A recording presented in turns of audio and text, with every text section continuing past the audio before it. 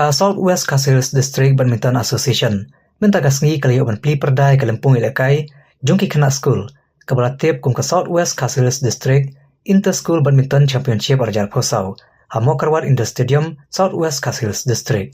Ki school ki balawan baneshi menta kidan barok kanai teli bat kum basis pa ashpongud ki kena ilakai haka badminton ki bakan top haka under 12, under 14, under 16 bat ka under 18. Ukong sana kena gasngi udai ba LT Taryang MCS Additional Deputy Commissioner jangka Southwest Castles District haringkat kajian lang ba HS Dingdo Presiden ka Southwest Castles District Badminton Association berkumu Vice President ka Meghalaya State Badminton Association kini hikai ki kena school ki bade kini shimenta lember kini kitkam juga association.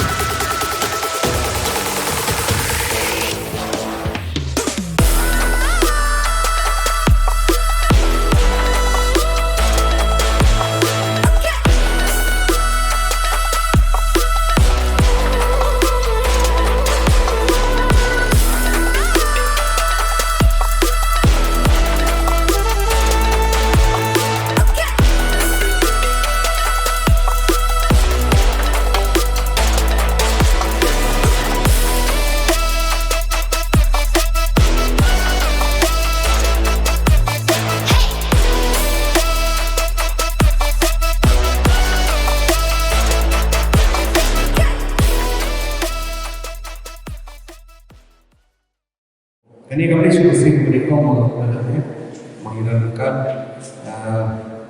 ini kebahan bahasa dalam jadi mereka kesukaan pada kita akan berkembang berjumlah berdialog apa apa sampai jauh ini association mereka berkata benar-benar kita sports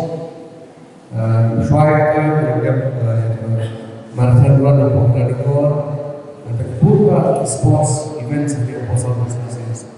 Pada untuk seluruh itu nasional, mereka melamar kita bersama, kita dulu kejuaraan, kejuaraan, atlet sports.